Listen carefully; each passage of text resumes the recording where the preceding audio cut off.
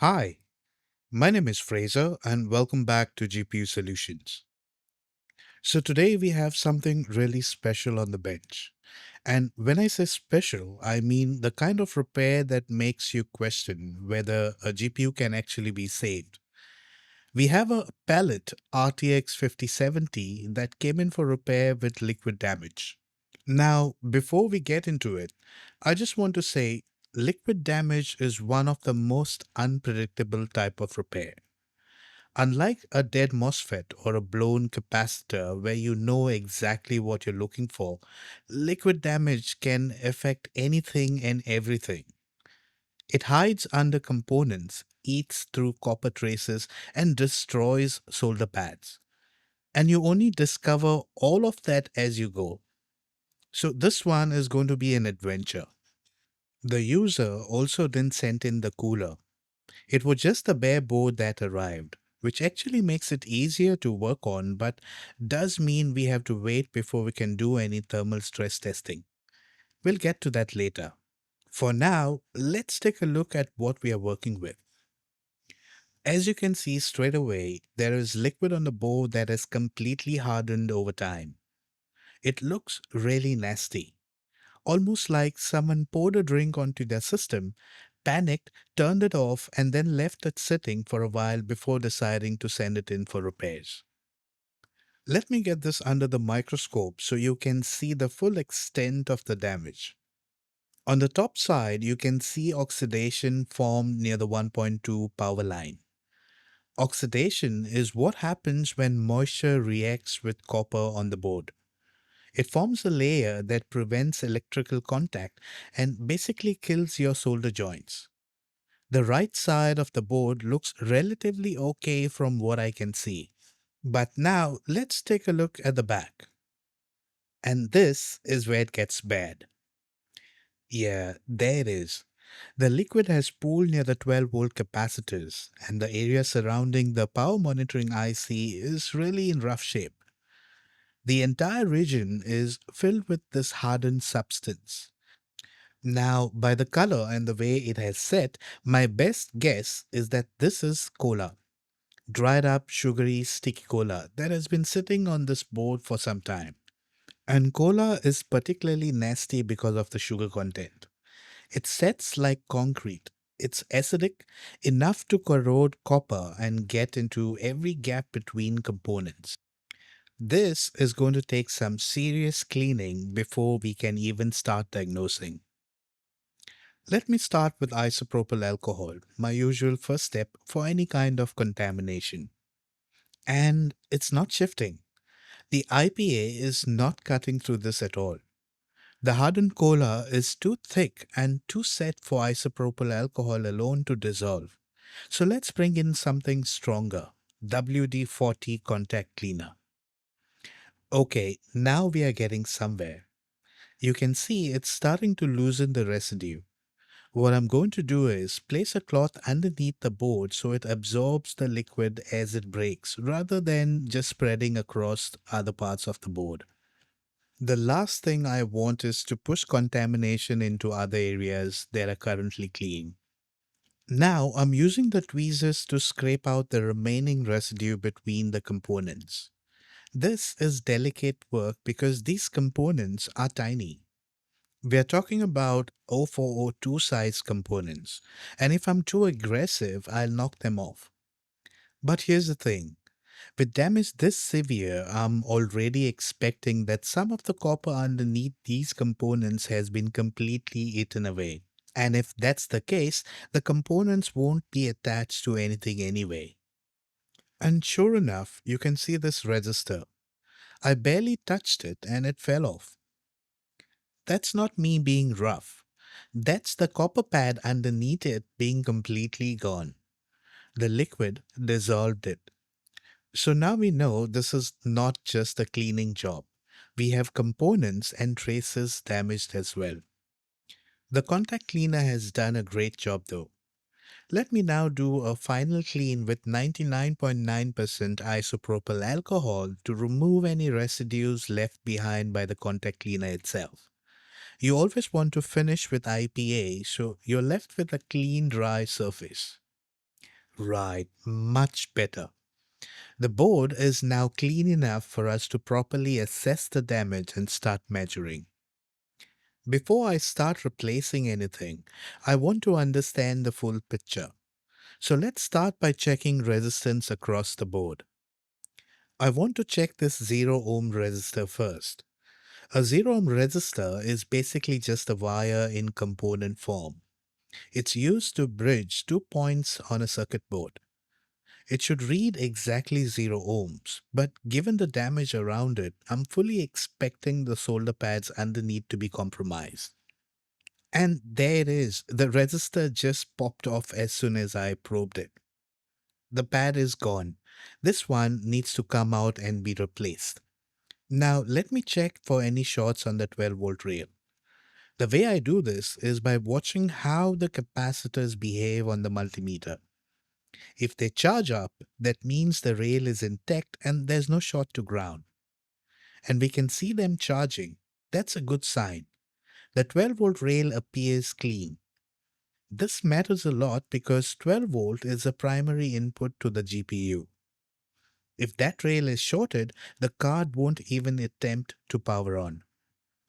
Now let me replace that 0 ohm resistor. I have a replacement. It's slightly wider than the original footprint, but it will fit. The first challenge is the pad. They are heavily oxidized, which means solder won't bond to them in this state. I need to expose the fresh copper underneath. I'll scratch the surface of the patch gently with the tweezers to break through the oxidized layer and get down to the clean copper. Now I'll add some flux to help the solder flow and I'll tin both pads. You can see the pads are now accepting the solder. That's exactly what I want to see. Now, using two irons simultaneously, I'll position the resistor and tack it down on both sides. The resistor is installed. A quick clean with 99% isopropyl alcohol to remove the flux residue. And that's one component sorted. Let's keep going. Now that the board is clean and I've replaced the first resistor, let me go through and check the resistance on every major rail. This tells me whether any rail has a direct short to ground before I even apply power. Starting with 12 volts. Capacitors are charging, that's good. PEX, okay. 5 volts, good. 1.2 volts, looks okay on the resistance. Second 5-volt rail, resistance is fine. So no obvious shorts anywhere, that's encouraging. Let's now power this up with my custom bench power supply and see how it behaves. Switching on, and we are drawing 0.28 amps. That is very low. Way too low for the card that should be initializing. This tells me straight away that some voltages are not coming up and the GPU isn't fully starting. Let me probe all the rails. 12 volts, we have it. 5 volts, we have 5 volts. 1.2 volts, nothing. No voltage at all on the 1.2 volt rail. That's our problem. The GPU core depends on this voltage to initialize. Without it, nothing works. So let's trace back and find out exactly why the 1.2 volt is missing. I'll start at the 1.2 volt voltage regulator itself.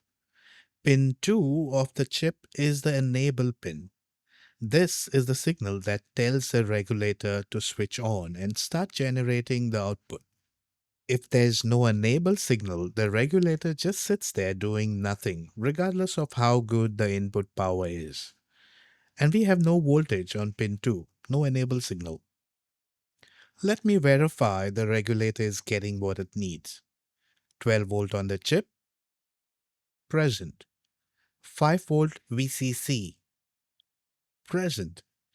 So power is getting to the chip. The only thing missing is that enable signal. Now, where does that enable signal come from? It comes from a logic gate on the back of the board. The logic gate takes multiple input signals and only outputs the enable when all inputs are satisfied. Let me measure the voltage on this gate. Pin 5, 3.2 volts. Pin 1 should carry a 5-volt power good signal, and we are seeing 3.2 volts, which is exactly correct. That tells us that the 5-volt rail is on and the power good signal is present. Pin 2, this should carry the voltage monitor good signal, the VMON signal, and we have absolutely nothing on pin 2, dead. That VMON signal is generated by the voltage monitoring IC, the chip that sits in the middle of all that liquid damage. Pin 30 of that IC is responsible for sending out this signal, and given that the entire area around this chip was saturated with cola, I'm completely confident that the chip is fried. We're going to have to replace it. While I'm in this area, let me also check the surrounding resistors. This one has 1.2 volt on one side and zero point 0.1 on the other. And that's actually normal for this resistor, so no issues there. This one shows no voltage. It should have around 12 volts. That's a problem. And this one, look at this. The reading is jumping all over the place, which tells me there's an intermittent connection problem. Likely a pad that's barely hanging on. I'm also pressing down on the resistors as I probe them. This is a technique I use to identify any loose or eroded pads. If the pads are gone, the component pops off under slightest pressure, and sure enough, a few of them do exactly that. Now I need to systematically go through every resistor in this damaged area and confirm if it matched its rated value. If it reads incorrectly or shows an open line, we know the pads is gone and we need to fix it. This first resistor should read 750 ohms and it's showing 0.75K, which is spot on. This one should be 68K and it's showing an open line. The pads are gone on this one. This 0-ohm resistor reads 0 ohms, so this one is fine. I'll go through the rest the same way.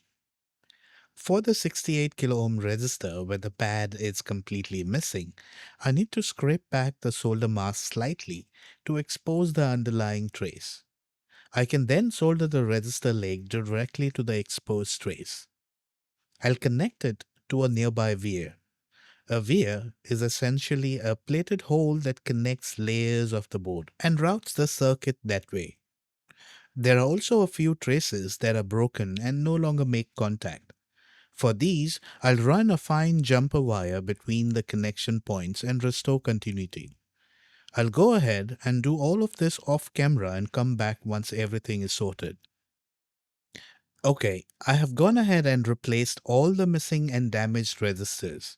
I repaired the broken traces and sorted out the connections that weren't making contact.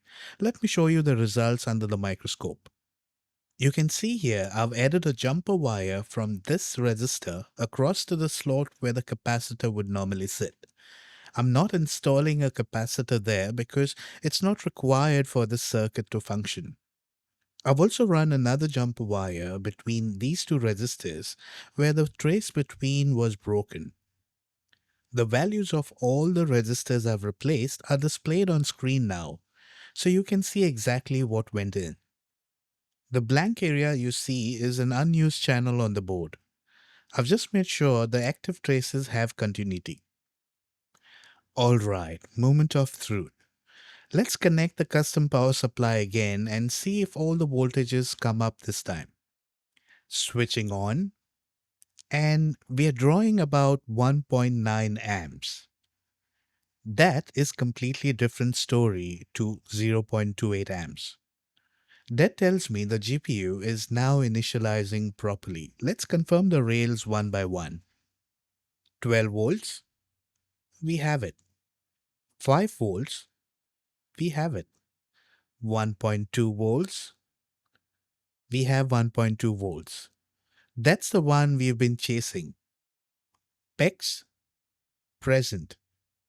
Core voltage, present. Memory voltage, present. Every single rail is up. The voltage monitoring IC is doing its job. The enable signal is being sent. The regulators are responding. Everything where it should be. Let's get this onto the test bench. Let's boot this up and see if we can get an image. And there it is. We have an image. The GPU core is alive and well. Booting into Windows now. And the drivers are loading. No issues, no errors. GPU Z is reading all the card information correctly. Memory size, core clock, everything. The GPU is identifying itself properly. That's always the moment in a repair like this where you breathe a sigh of relief. Now, because the cooler wasn't included with the card, I couldn't stress test it at this point.